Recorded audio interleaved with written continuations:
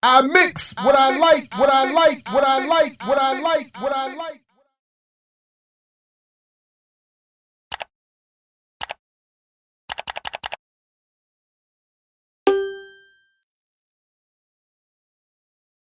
For me, it's a question of tactics and strategy and tools. Voting isn't a destination. It isn't a holy grail. It isn't a be all or end all. It's a tool, and I think probably, and Jerry, help me with this. It might be that we're in a space here to have this conversation in part because of this last federal election cycle for the presidency. I certainly advocated voting for the Biden ticket, and of course, I wasn't alone.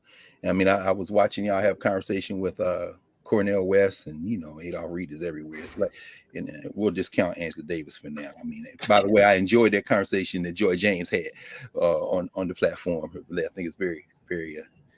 But I think she's busy with my friends Kimberly Crenshaw and Nicole Hannah Jones and them talking about Black love is American love. So that's the thing.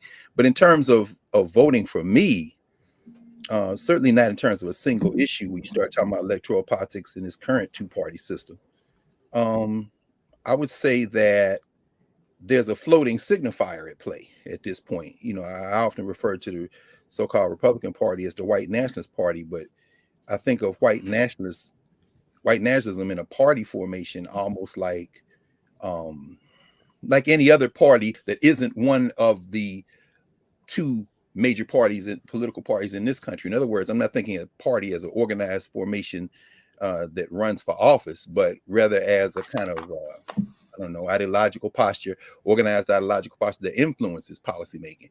And for many years, as we know, the so-called Democratic Party was the white nationalist party. And then, of course, it began to steadily erode after the 30s and by the 60s, certainly after the Voting Rights Act.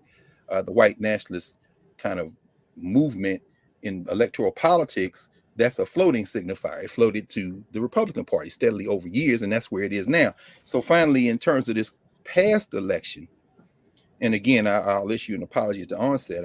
Our brother Todd Burrows, I know there was a conversation about this leading up to the election, and Todd had reached out and invited me to write a paper, and I simply didn't get it together in time. And I asked him, well, when is it coming up? And by then he said, well, talk to Kwasi Kanadu, and we just got our wires crossed because I was very much looking forward to having that conversation. Maybe we'll have some of it tonight as it relates to my reason specifically advocating for voting in that election. Doesn't mean I'm a dyed-in-the-wool Democrat.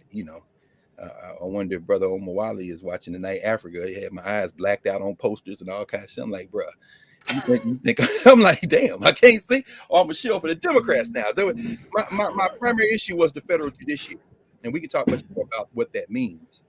But yeah, I'll stop for now, and then maybe we can just have some conversation. But the short answer is yes, and a little bit longer answer is, and depends on the context how you use that tool in the box. I don't think we should leave any tool when we're trying to engage in struggle. Yeah, no. So again, on that point, I agree that voting is or can be important as a tool, but I just don't think it is as we do it. It's not. We're not using it properly. So I just want to be clear. So my points are basically these. And this is something I was trying to address with you, Dr. Carr, at the time of that election, during the last election, that in response primarily to an exchange you were having on Twitter. That's where it started for me. So which sort of devolved into hostility and into just shade, and it was just a standard social media exchange that was, I thought, useless. So the point I was trying to make, the points I'm trying to make are that so like the late Yale Law School professor Samuel Moyne wrote a little while ago.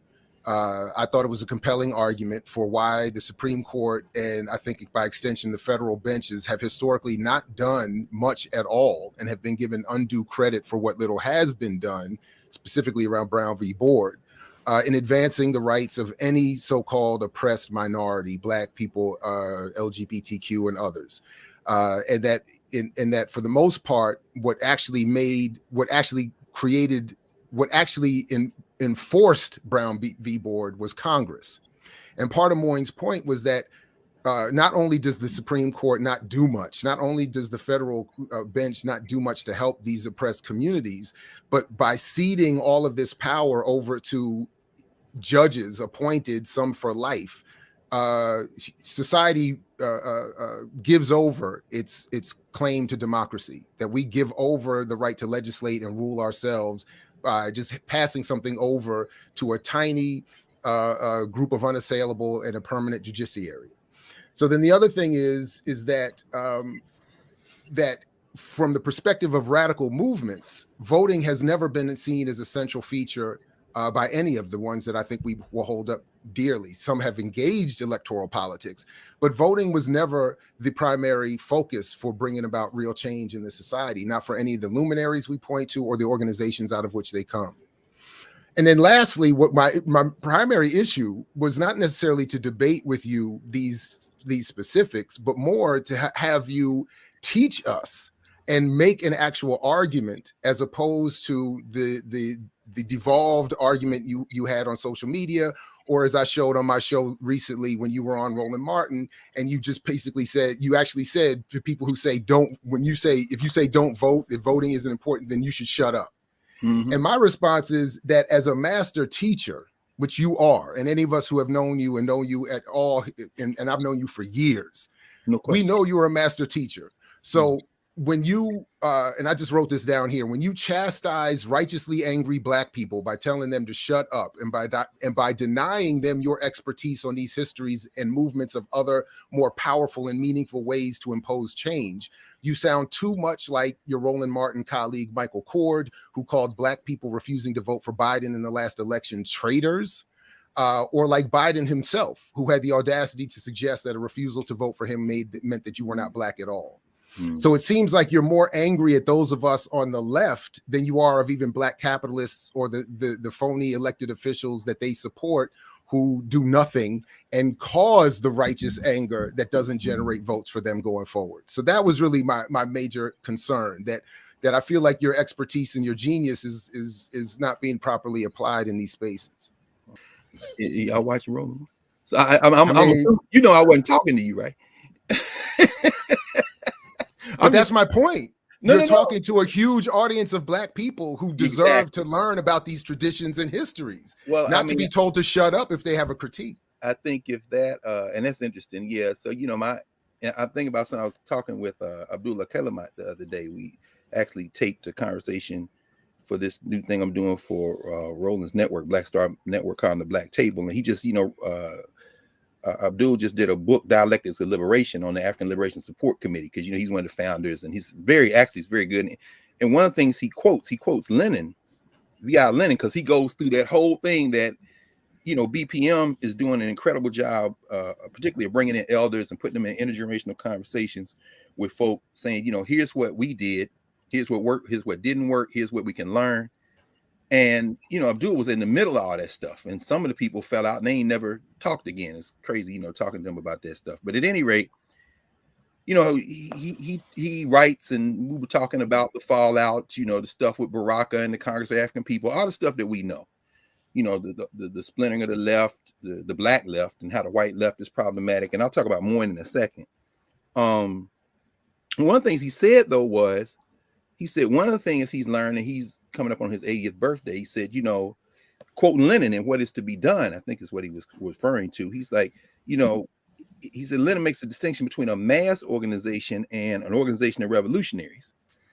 And his thing is, you can have an organization of revolutionaries, but if you're going to have a mass organization, one of the challenges is to remain in those spaces, those mass spaces, and as we're organizing, and this is stuff we already know, of course, to try to influence people and pull them into the revolutionary formation, because if we quit the field completely, then those mass organizations, to the degree that they exist at all, and we know that's debatable whether we have even mass organizations now, if at best we'll move toward reformism. Now, and I say that as a broader context for this. I think, with all due respect to Professor Moyne, and it'd be wonderful to have him on. If you can get him in, we can have a conversation. I think that argument is patently absurd. That's exactly what a white man would say. In other words, he's up there at Yale, and he testified before the Presidential Commission. Remember, they had the commission last year on expanding the Supreme Court and this kind of thing. And if you look at his testimony, Moyne, I mean, let's just stop and think about that. No influence of the court. I know we don't believe that. We'd be somewhere with our shirts off doing cotton and tobacco if that wasn't the case. Because the simple fact of the matter is that the 13th, 14th, and 15th Amendments, and I'm not even talking about Brown. I'm talking about, I mean, don't worry, we ain't gonna get into the whole thing. And I do appreciate what you said, Jared, and I'm not gonna get too long on this because, like I said, I want to have a conversation. Ralph Bunche, this was in the Journal of Negro Education back in the 30s, maybe 1935 or so. He was still at Howard at the time.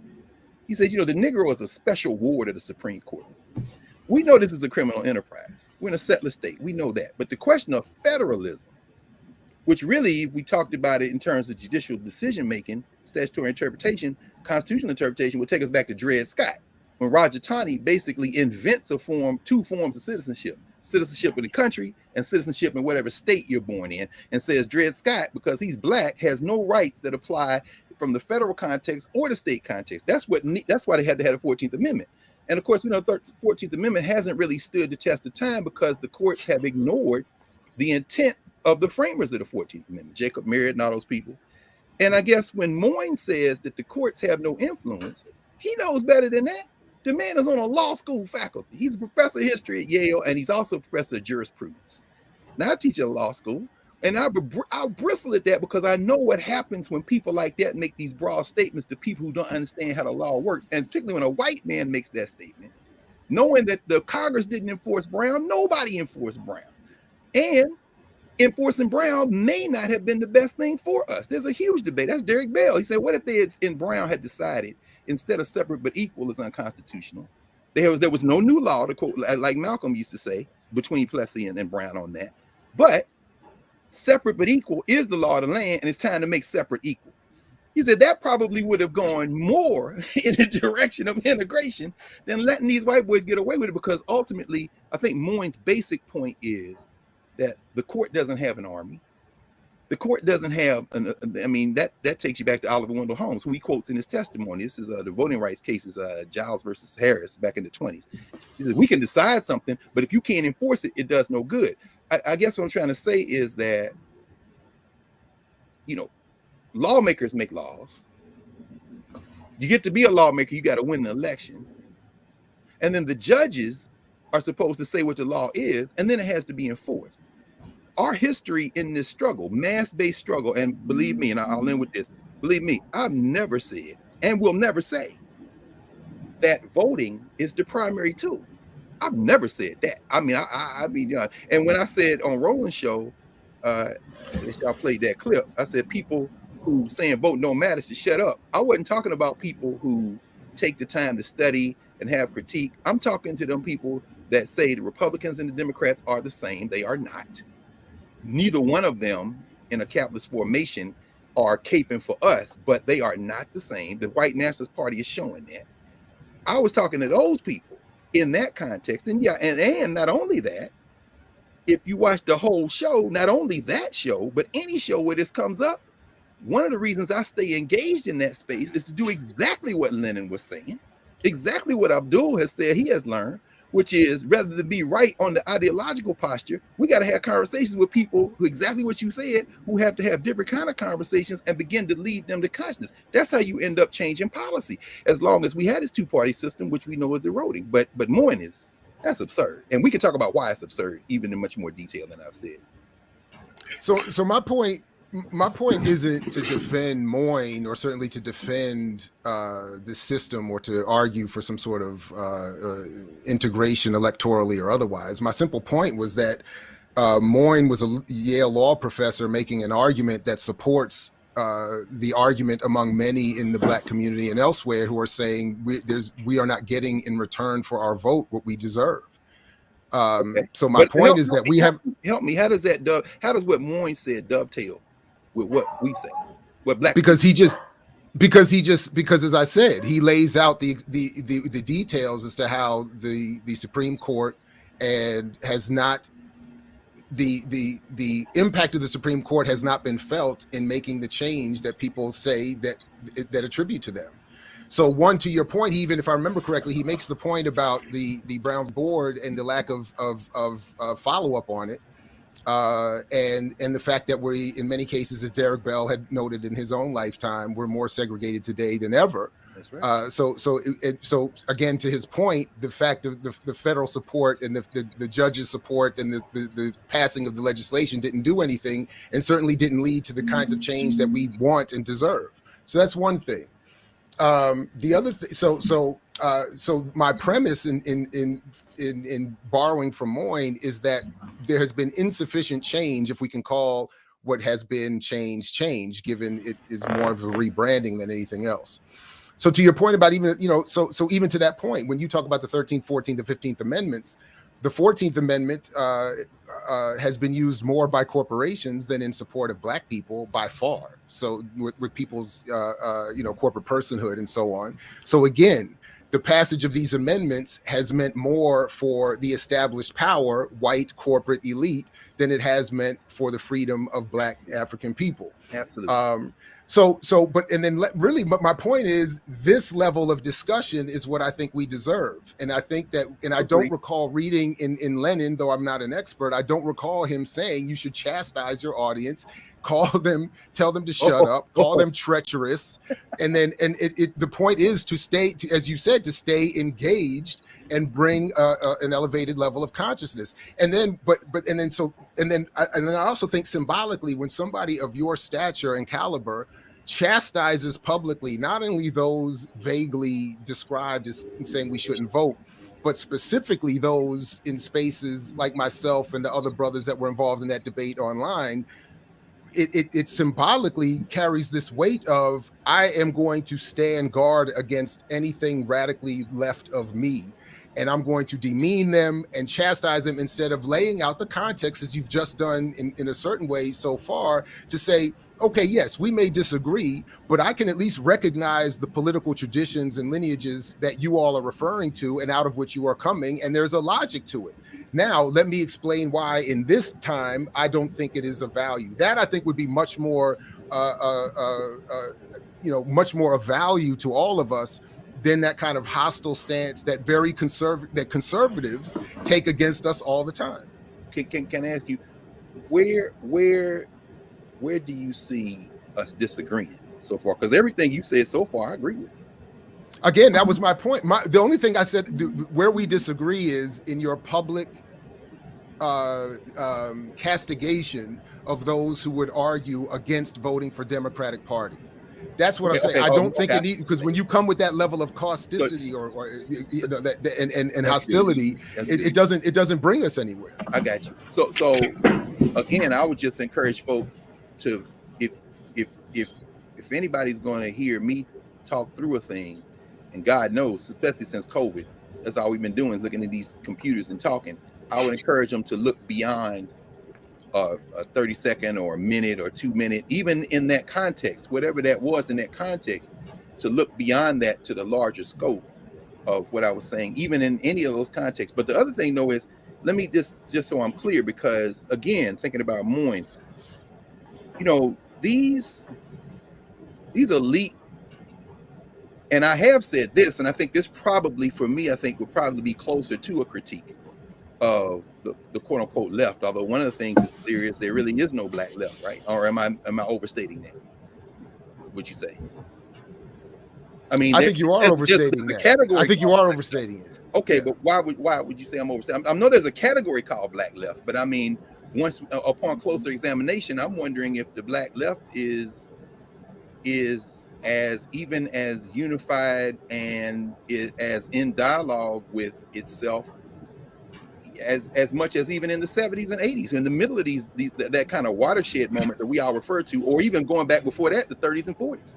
You start talking about, or the 20s with the African Blood Brotherhood, or the 30s and 40s with the Civil Rights Congresses and the Negro National Congress, or the first SNCC, Southern Negro Youth Conference. I look at the black left now, and I think about those who are clearly have nothing to do with these elite institutions. And by elite institutions, I'm going to group in this sentence us in it, because we college professors, and then take us out of it, because the Moynes of the world and the Ivy Leaguers of the world don't even look at us as being in the same profession. I mean, there's a little condescension there, and of course that contempt is mutual. I know we don't give a fuck about them, but in fact, I was reading the complaint of the students who were sexually harassed by the cat Komarov, who we all know, the Africanist at Harvard, and on the first page of the complaint, they say Harvard University is a prestigious institution. I said, here we go again. Y'all were there clout chasing and got caught up in some foolishness because we know that patriarchy is at work in those spaces, and usually it's don't ask, don't tell. And everybody will stand with y'all, but at the same time, there's also classism in that. So when I say the black left, I'm very clear about the larger formation, but in terms of how that works in the real world, I just say this. And this is where it comes down, and maybe this is a point of disagreement on voting or not voting for Democratic candidates. And I think this is very specific. When I'm thinking about just judicial appointments to federal level, sure, there's the Supreme Court, but we know that there are 13 courts of appeals. By the way, the appeals court judges are the ones that appoint the bankruptcy judges. And then there are the district courts, the 94 district courts. Most of the federal decision making is at the district court level. And I'm saying, for me, I'll tell you very concretely what my issue was and remains. Fortunately, hopefully, none of the three of us, anybody listening, end up like Brother Ahmed Obafemi, who did a bid, or anybody else standing before a federal judge who has discretion to send you to a diversion program instead of giving you time. Or not sign an eviction notice, or do any of the things that really impact the people who we absolutely claim that we're theorizing and organizing for and with. Injunctions. If you're about to get evicted, you making sure developers don't engage in knocking your building down. I mean, there are any of 1,000 different things that federal judges do at the district level that never make it to an appeals court. And of course, federal judges also appoint district court judges appoint the administrative judges. I'm talking about tax court. I'm talking about all those things that really our people run up against every day. Now, does it matter whether a Democrat or Republican appoints judges to the bench? It absolutely does. All you have to do is look at the judicial decision making. Look at the leeway. Look at the thing. If you want a better chance, now you're gonna get screwed by the system. This is why I say we agree on that. We absolutely agree on that. But when you start talking about the little things, I mean, do you want a judge that's going to order 10 days in the workhouse and $5 restitution and humiliate your cousin on principles and be petty? Or a judge who's going to give them a diversion program and a warning to get their life together? If you want somebody on the bench who's going to do that second thing, you're not going to vote for the white nationalist party, because they are looking to straight up hang our asses. Now, are the Democrats any better? Absolutely on that. Are they much better? We could have a conversation on that. But if one of us standing before that judge, I think the conversation would be a lot different. This is what I'm thinking. Anyway. So a couple of things. So I'm not, when I'm referring to your public performance, I'm not talking about the clips on Roland Martin. I'm speaking in particular to the social media exchange you and I had with a number of other people on Twitter. That was condescending, disrespectful. I thought it was totally useless. So, and my point in that is that so that's one thing. The other thing is, I'm not advocating that we vote for Republicans. I'm simply, and in fact, I'm advocating that we become Malcolm X voters, form blocks, run our own campaigns, candidates, et cetera, so forth and so on. That's a whole other discussion. But my real, because it's part of this discussion. We should have that discussion. Well, but I want to be clear that what my issue with what you have said is not because I'm advocating that we vote for Republicans. It's simply saying that those of us who would not vote for Joe Biden should not be demeaned as if we have no logic to our argument. Well, what's your logic for that? So hold on. Okay, my bad. So the other thing. So extending from that, I don't know. You set up a series of questions based on individual people appearing before a judge and what would we want versus what we wouldn't want, and obviously the answers are easy there. But I'm starting from a premise of the overall material condition of Black people in this country, which continues to devolve. The surveillance, prison rates, parole rates, probation rates, joblessness, inequality in wealth and income, violence by police, all of these material indicators, access to healthcare, prolonged unemployment, all of these indicators keep trending in worse and worse and worse devolving directions. And by the way, these individual examples that you are pointing to are largely straw for me, in the sense that they're not what impact the collective. That's what I'm most interested in. So of course, on those individual examples, you would have that. But even in our social media exchange, you actually were more detailed in your examples, suggesting that political prisoners would want to come up in front of a federal judge, and that's why we should vote for Biden in the idea that he would appoint federal judges that would be more favorable to political prisoners, which I have never heard anyone advocate or argue. And in fact, I quickly, the very next day, did an interview with Daruba bin Wahad and asked him that specific question, and he found it laughable that would be the argument in defense of political prisoners. Hold on. These examples that you throw out in the arguments, I think, are missing. They do well to score certain points, but they're missing the larger point that I'm trying to get at. So what I'm simply saying is, if we want to see something actually change materially for the collective, we need to be doing something very different than what we are being advocated to do on a regular basis, where there is a lot of funding, a lot of time, a lot of social capital being spent on inviting people to tell Black people to vote for the Democratic Party, despite the lack of what we get for it in terms of health care and all the other major things.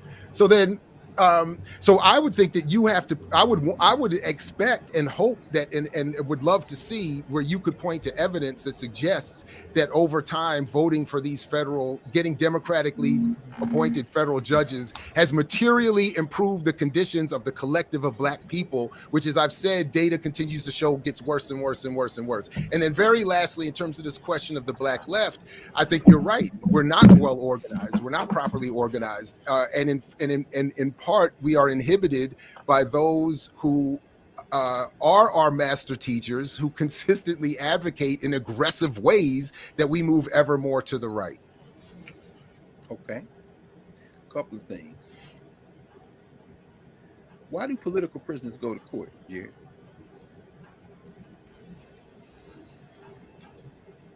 I'm asking. Well, could you hear me? I'm sorry, Zeno. Come on now. No. It seems like we got to go to the basics. We got to go down to the basic thing. Why do they go if it's you? Well, you know what? I'll tell you what, and I'll paraphrase Daruba's response. He would argue that a lot of times people go to court because their spokespeople have taken over their cases and made arguments that work against their benefit and work against the benefit of the broader struggle. So that could be one answer. So but the point still remains. Just rather just don't go to court and just do the bid. See, but again, that's not what I'm. But that's not what I'm advocating. But I'm obviously that's what I'm saying. These individual examples are not my point. Obviously, in an individual case, someone wants to see a judge that will benefit them. But as we just saw with Mumia, there was a Black woman judge. I would have to assume, maybe I'm wrong, came up through the Democratic Party, who denied him his day in court. Oh, there's no question about it. And in fact, I'm just saying. I watched y'all had a conversation. I watched you, Todd, Lynn Washington, going back through the trial record of Mumia, and that was just before I came to Philly. So, I've been out them streets many times with Mama Pam Africa and everybody else going with me. But if you look at how even Mumia approached that, to me, I have no problem with how Mumia approached his trial. But here's the thing. If we're talking about heightening contradictions in a system that is clearly deteriorating, then let's have at it. Absolutely. But the simple fact of the matter is, I don't know if except for the Supreme Court decisions, beginning with Charlie Houston and them boys in the 30s and 40s, and leading to Shelley versus Kramer in 1948, that you'll be living in that neighborhood right now. They still have restrictive covenants in the court. In other words, that is a material. In fact, I know I wouldn't have grown up in the house I grew up with in Nashville because they had a restrictive covenant in there. And when the white man who sold my father the house across the street from my uncle, that little house in South Nashville I grew up in, when he sold it to a white man the day after, because they had a restrictive covenant in there, my father went and got Z. Alexander Luby, Nashville's best known Black civil rights attorney, and got it thrown out of court. But that's post Shelley versus Kramer. That is an absolute law that comes out. In fact, a predecessor of that is the Chicago case, Hansberry versus Lee, when we see Raising in the Sun, that whole conversation about moving into a white neighborhood, Lorraine Hansberry's father was the plaintiff in Hansberry versus Lee. By the way, we know that's William Leo Hansberry's niece. That was Hansberry's brother, William Leo Hansberry. That is a concrete change in the material conditions of now. Let's be clear though, in terms of that ain't no panacea, because guess who that helped the most? We know in housing, in employment discrimination, in education, in voting rights. The major critique is that all of those changes in laws help the black petty bourgeoisie more than the masses. Absolutely. I'm not defending. In other words, this isn't a panacea or a be all and end all, but the simple fact of the matter is, by the way, parenthetically, what's the sister's name at Morgan, who's got the Title VII case? My friend Addison Francois is defending her. I saw y'all had him on the show. He used to teach at Howard Law before he went to Leah Hollis? Yes. Dr. Hollis? Is that the sister? Right. Title VII of the Civil Rights Act of 1964 is going before a judge. And gender is, they have 3 levels of scrutiny when you start talking about discrimination. The basic level of scrutiny means basically the state ain't got to show you shit. Strict scrutiny, that's race. And that's where John Roberts and them are running a Boston on us at the Supreme Court at this point. And it's going to get a lot worse before it gets better. One of the cases that they're going to knock the teeth out of affirmative action probably in the next 6 months. They've taken that case, the Harvard case. But in between is what they call intermediate level of scrutiny. When a woman goes before the federal bench on these issues, it's really going to depend on whether she takes a jury trial or a judge trial, if it's a judge or not, even the instructions the judge gives to the jury. This is all about perception, because those statutes are plain language, but the interpretation is going to determine whether or not she finds some modicum of relief. And Title VII is a federal law under the Civil Rights Act of 64, policy that was passed by elected officials that the white nationalists balked from, that they've been trying to punish us ever since by. And so it's more nuanced than voting is a panacea. This our strategy. Let's go vote blue or die. That's absurd. I think it's also absurd to withdraw from the field of political combat and electoral politics as long as there's a two-party system, realizing that we don't equate political party organizing with the two-party system, and we never have. Even that's why when I see people sometimes go back and quote Du Bois, he said he wasn't going to vote. Yeah, could you go back to that period and look at Eisenhower and understand that if Eisenhower was alive today in the White House, he would be considered a left Democrat in this two-party system, which is, of course, is absurd. But Du Bois's choices are very different in the 1950s before he left for good than our choices are now. And so I'll just end with this. That's all we have as individuals. There's no such thing as the masses of the people. Yes. In fact, no. Let's go to the Italians and the French. What's Antonio Negri and them guys? When they talk about multitudes. In other words, we choose to be in communities. We choose to be in community. I was just talking to Howard French about that. You know, as we were born in blackness, this whole notion of when we call ourselves African people, that's not a declaration that comes with a common lens and a common set. That's something we have to work toward and work at.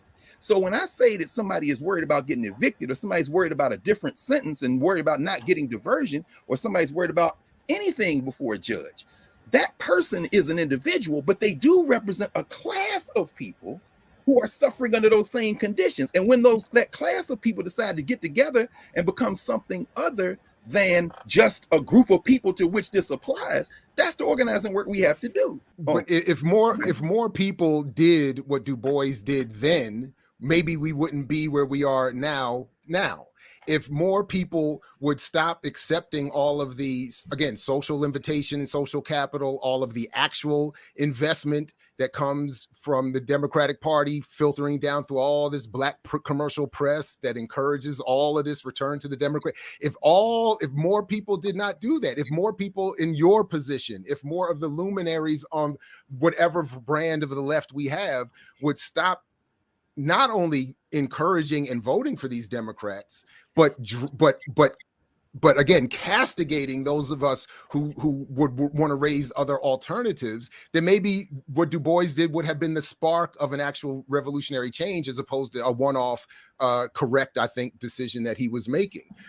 In general, I think your argument also throughout this so far this evening devalues the role of unsanctioned organized rebelliousness, even sometimes disorganized rebelliousness. So all of the advances, so-called, that you've described, all of them have been they weren't led by the federal government making changes. They were led by people at the bottom, the enslaved, the labor struggles, all of that, pushing upward and forcing change and forcing the system to rebrand and resituate itself to find new ways, more sophisticated, ever more sophisticated ways to oppress us. So, and again, when the response from you and others is shut up and you're walking away from the battle and all this other stuff without laying out, I think, even as much as you've done tonight, your actual argument, I think it's not only anti-historical, but it really does us a disservice. Again, we don't have to agree. I'm not even here trying to win against you some argument. I'm really trying to implore you to do better at making your own argument without being so dismissive of all these beautiful radical traditions that have actually led to the change that has occurred, that has not come from the federal judges and courts and elite politicians. I keep trying to understand where I did that. Just give. Can well, you that, give again, again? I quoted it. I quoted you on the Roland Martin show, telling people to shut up. But Dr. Carr, what were we talking about?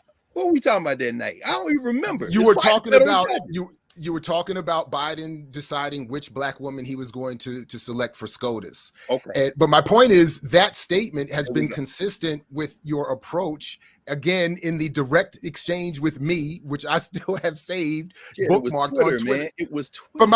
But that's even my point. I don't see what we disagreeing on. Yeah, I still haven't heard how I undermine the radical agenda. I understand the radical. By not talking about it. By not highlighting it in your argument as to why. I said this in Dr. Carr. You're saying you're not clear. I want to say exactly what I said from the beginning. That most importantly, I wrote it down. Most importantly, your role as master teacher goes unfulfilled when you chastise righteously angry Black people by telling them to shut up and by denying them your expertise on these histories and movements of other more powerful and meaningful ways to impose change. You sound too much like your Roland Martin colleague, Michael Cord, who called Black people refusing to vote for Biden traitors, or like Biden himself, who had the audacity to suggest a refusal to vote for him was to not be Black at all. You sound more angry at us than you do at the Black capitalists creating this problem. That's what I said. I do not. I can't claim that, brother. And I got to defend my man, Mike Cord. You know, Mike Cord is a defense attorney in Philly. He goes to that court every day. And so Mike is a lot sharp tongued. I wouldn't agree with Mike on using that kind of rhetoric. I wouldn't say that at all. But what I'm saying is Mike sees the real world implications of the white nationalists if they get in power. He's a defense attorney to first degree. You can ask Pam African about Mike Cord and probably some people watching tonight. But yeah, if I sound like Mike Cord, I would see, I'm a lot more conciliatory. Oh, I think it's absolutely necessary. But I think we have to also understand how third parties work. I mean, in other words, when you look at Gary 72, which is probably the closest we've gotten to some kind of unity without uniformity. When you look at that and you see everybody there from Queen Mother Moore and Baraka, I mean, I got to name Betty Shabazz, everybody, Coretta Scott King, Jesse, Coleman Young, all them cats that came out of the labor movement in the 30s and 40s. And the labor movement, and Jed, I would have to say this, I think, and that's why I said, and I qualified those advancements. It's not a bad thing for the 14th Amendment to be used to destroy legal apartheid. It doesn't mean that de facto apartheid doesn't continue in this country. We know it does. But at least for me, and I know that there are people, and I would even say left or right. I hate to use those terms. There are people who would say we have to heighten the contradictions to the point where even that should have been sustained until it became unsustainable. And so those people I kind of back up from. And yeah, it may be one thing for me to indelicately kind of label somebody or say, shut up, or in terms of my critique of that kind of ideological uniformity without engaging the rest of the people, call it cosplay revolutionaries. And yeah, I did say that. Now that might, and in fact, cosplay. I would call that cosplay because I'm saying we all indoors and we all gonna go to sleep in the bed tonight. So I'm saying it's a cosplay dimension to this, as far as I'm concerned. But that's different than the Leninists versus the Trotskyists, and then the Stalinists, and then somebody taking an ice pick and sticking it in Trotsky's eye in Mexico. I mean, these are the things that these things lead to. So in 72, I think that was the closest we got to third party politics in terms of a Black political party.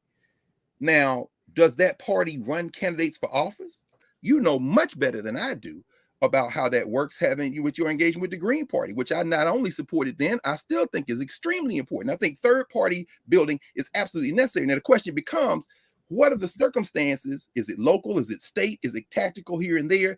To then use that third party platform and formation to engage in electoral politics as a representative of that party. This was the debate at Gary in 72. This has been the debate all along. I think when we use the word party, we have to define what we mean by party. When you've got an agenda and say, here's the black report card. I don't care whether you're kind of, and as I said, the critique of legal reform is that it benefits the petty bourgeois more. I mean, in fact, Gerald writes about this all the time. Gerald Horn, Carol Anderson, I'm in full agreement with them when they say that the Brown era strategies, which have their roots, by the way, in the 30s. And when you read Harold Cruz and all them cats, you're seeing that what they're really trying to craft in this country is a back petty bourgeoisie to be a buffer. But what we see is even the revolutionaries are either in that black petty bourgeoisie or adjacent to it. So even if you say William Patterson, even if you say Charles Hampton Houston, even if you say A. Philip Randolph, or even if you say somebody like, Pauli Murray or Anna Arnold Hedgeman, or any of them, they still in that class. They're not outdoors in the street. I mean, they're not outdoors and homeless and trying to struggle and figure out where they're going to get their next meals.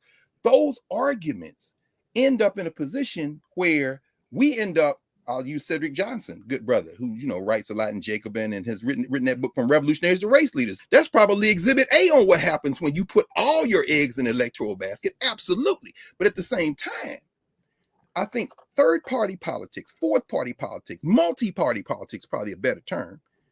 Multi-party politics is absolutely necessary, because what that allows us to do is build the kind of strength that can ultimately lead to that structural transformation. Now, I'll end with this. The question we have, I think, on the table, and here's where I don't have a map to this, because I'm a softie in this sense. I don't like to see nobody suffer. So would I rather have a judge on a bench that's going to get somebody a diversion program? Yeah. Would it be ideologically more sound to have the draconian judges that's going to push people till they finally rebel? Perhaps. But I don't see anything in history where the lumpen, the proletariat, however you want to categorize that class, that the stick gets so hot on them that a mass movement emerges where they have been informed or engaged in study, and then move in a way that leads to structural transformation. You're going to have rebellion for sure, as you say, unstructured, but that's the thing I think. I don't know whether we agree or disagree on that, but to me, that might be the place where there's a disagreement, how we heighten the contradictions. Because I'll stop with that. I mean, and people will say, well, people say vote for the Democrats because they're not Trump.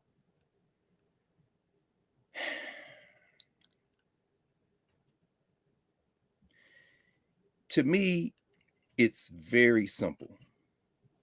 If you are concerned about suffering, let's say we're concerned, we're definitely concerned about the immigration issue. We're concerned about immigrants from anywhere. I don't care what their background is. Now, I start with African people, of course. We have to do that. But if you are a Haitian who gets flown back to Port-au-Prince, and you haven't been there since the 2010 earthquake because you left after that and went to go work in Brazil at the World Cup, whatever, and then the Trump of Brazil, Bolsonaro, put your ass out, and you end up having to come all the way up through Central America, and you at the Texas border, and they put you. The Biden administration did that. We have to rain fire on the Biden administration. Wait, Joe Biden ain't no hero.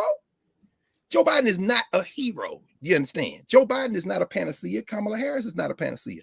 Now, if the alternative is the Goebbels who they had in there, Stephen Miller, with that idiot Trump, and then you have the guy who they had to put out because it was bad for the commercial white-facing media, Steve Bannon, who has not only not stopped working, but you can see his fingerprints on everything. The elections in France, what's going on the border with Ukraine and Russia, all that propaganda. I'm going to say, and here's where I think critique of me, and I don't even like to use the word proper. I think it's always good to have a conversation and try to help us. We all trying to get to the same place. And I think perhaps there's a vulnerability there for me to say, I would prefer to struggle. I would prefer to have better enemies in the White House. Better enemy for me is Biden.